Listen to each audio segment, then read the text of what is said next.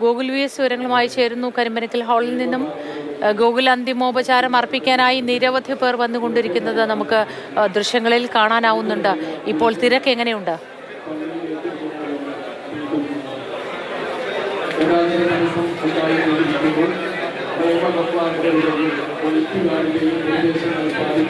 നമുക്ക് കാണാം.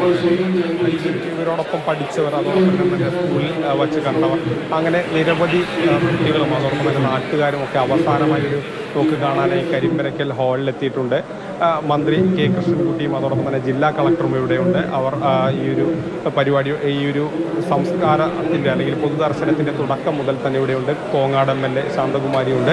അപ്പോൾ വിവിധ മേഖലയിലെ പ്രമുഖർ, വിവിധ രാഷ്ട്രീയ പാർട്ടിയിലെ പ്രമുഖർ, അതോടൊപ്പം തന്നെ ഈ കുട്ടികളെ സ്നേഹിക്കുന്ന വളരെ സാധാരണക്കാരായ മനുഷ്യർ, അവരും ഇവിടേക്ക് ഒഴുകിയെത്തുന്നുണ്ട്. ഇവിടെ അടുത്ത താമസിക്കുന്നവർ, ബന്ധുക്കൾ, അങ്ങനെ വലിയൊരു നിര തന്നെ ഇവിടെ രൂപപ്പെട്ടിട്ടുണ്ട്. നമുക്ക് ഇന്നലെ ഈ വാർത്ത വൈകിട്ടൊരു 4 മണിക്ക് കഴിഞ്ഞ് നമ്മൾ പങ്കുവയ്ക്കുമ്പോൾ തന്നെ നമുക്കപ്പോൾ പരിക്ക് പറ്റി, 3 പേർ ഗുരുതരാവസ്ഥയിൽ പരിക്ക് പറ്റി എന്നുള്ളൊരു വിവരം മാത്രമേ നമുക്കുണ്ടായിരുന്നുള്ളൂ.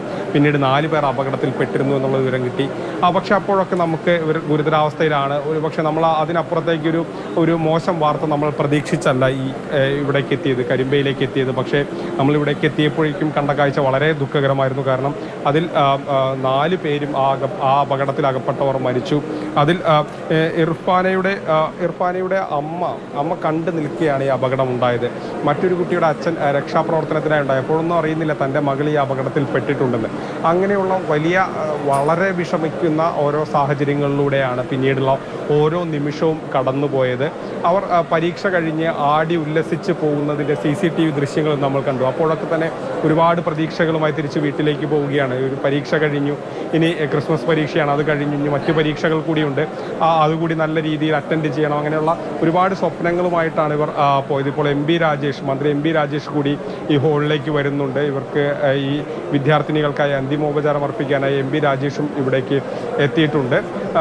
ഇത്തരത്തിൽ നിരവധി പ്രമുഖരെത്തിയിട്ടുണ്ട്. അതോടൊപ്പം തന്നെ വളരെ സാധാരണക്കാരായ ആളുകൾ, ഈ കുട്ടികളെ കണ്ടു മാത്രം പരിചയമുള്ളവർ, വേറെ കൂടുതൽ പരിചയമില്ല, കാണുക മാത്രം ചെയ്ത ആളുകൾ അല്ലാത്തവർ, വിവരം അറിഞ്ഞ് കേട്ടറിഞ്ഞ് വന്നവർ, അവസാനമായി ഇവരെ ഒരു നോക്ക് കാണാൻ. കാരണം ഇവരൊരു നാടിൻ്റെ തന്നെ വേദനയായി മാറുന്ന കാഴ്ചയാണ് നമ്മൾ ഈ അപകടത്തിന് ശേഷം കണ്ടത്.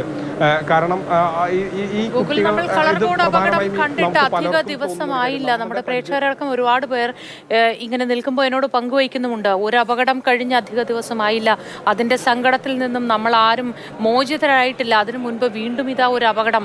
അത് ഒരു നാടിൻ്റെ തന്നെ കണ്ണീരായി മാറിക്കൊണ്ട് 4 പേരെ ഒരുമിച്ച് മരണം കവർന്നെടുത്തിരിക്കുന്നു.